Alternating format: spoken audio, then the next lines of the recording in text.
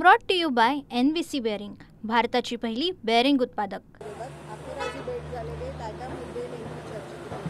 मुळात दादांची मी कधीच भेट मागितलेली नाही।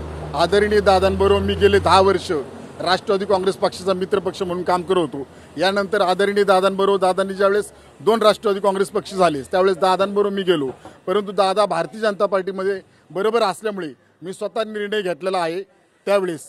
आणि मी आदरणीय पवार साहेबांची भेट घेतली, शरद पवार साहेबांची, आदरणीय सुप्रियाताई सुळेंची, आणि भेट घेतल्यानंतर मला भारतीय जनता पार्टीचा विचार न आवडल्यामुळे आणि भारतीय जनता पार्टी ही जातीमध्ये धर्मामध्ये तेढ निर्माण करत असल्यामुळे विधानसभेच्या निवडणुकीमध्ये मी आदरणीय दादांना सांगून की दादा मी भारतीय जनता पार्टी बरोबर कोणत्याही परिस्थितीमध्ये राहू शकत नाही, म्हणून मी दादांची साथ सोडली।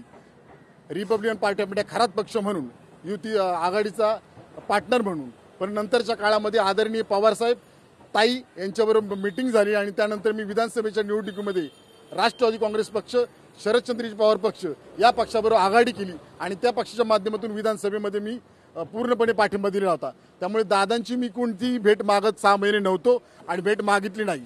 मी 6 महिन्यानंतर देवगिरी बंगल्यावर पाऊल ठेवलेलं आहे स्वतः, आणि स्वतः मी आज वेळ मागितली आणि मला ती तात्काळ वेळ मिळाली।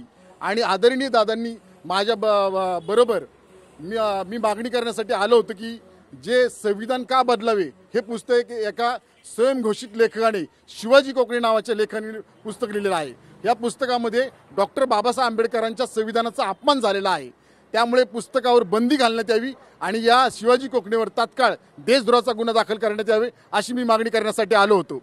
दुसरी मागणी माझी की पुण्यामध्ये जे छत्रपती संभाजीनगरमधून एक मुलगी येते, पीडित मुलगी, आणि पीडित मुलीला 3 सामाजिक कार्यकर्ता राहण्यासाठी एक दिवस घर देतात, परंतु यानंतर पोलीस कर्मचारी अधिकारी येतात संभाजीनगरहून आणि पुण्यातून, दामिनी पथक पण येतं आणि या पोलिसांना मुलींना मारहाण करतं आणि त्यांना जातीवाचक आणि अश्लील शिवागाळ केली जाते। हे अत्यंत निंदनीय आहे। यानंतर CP कार्यालयामध्ये पुण्यामध्ये आंदोलन झालं। या आंदोलनामध्ये मी स्वतः रात्रभर या ठिकाणी रोहितदादा पवार, आदरणीय सुजातादा यांच्याबरोबर मी रात्रभर तिथे CP कार्यालयात बसून होतो। यानंतर पोलिसांनी एक लेटर दिलं होतं सुरुवातीला, जी ॲट्रॉसिटीची मागणी करावी आम्ही, परंतु त्यांनी ॲट्रॉसिटीची तशी मागणी केलेली आमची मान्य नाही। दुसऱ्या लेटरमध्ये दिल्यानंतर त्यांनी आम्ही त्यांना विचारणा केली की तुम्हाला आम्ही ॲट्रॉसिटीची मागणी केली, तुम्ही आम्हाला लेटर ॲट्रॉसिटीचं का देत नाही? त्यावेळेस त्यांनी परत लेटर दिलं की ॲट्रॉसिटीची कलम दाखल करू शकत नाही, तसं प्रत्यक्षदर्शी घडलेलं दिसत नाही। त्यानंतर मला मीडियाने प्रश्न विचारले की या प्रकरणामध्ये पालकमंत्री अजितदादा पवार यांची तुम्ही भेट घेणार का?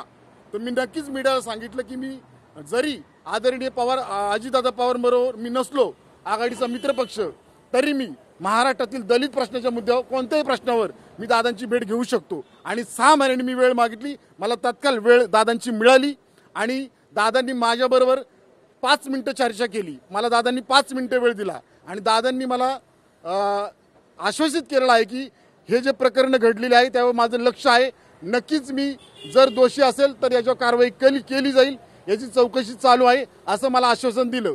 आणि हे बोलत असताना दादांनी मला स्पष्टपणे सांगितले, सचिनजी तुम्ही माझे खूप जवळचे आहात, एवढंच मला दादांनी सांगितलं। आणि दादांना मी सांगितलं की दादा मी जरी तुमच्याबरोबर नसलो तरी मी नक्कीच मित्र म्हणून तुमच्याबरोबर आहे, परंतु एक राजकीय आघाडी म्हणून तुमच्याबरोबर नाही असं दादांना मी सांगितलं।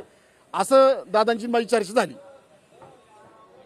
Brought to you by NVC bearing, भारताची पहिली बेअरिंग उत्पादक।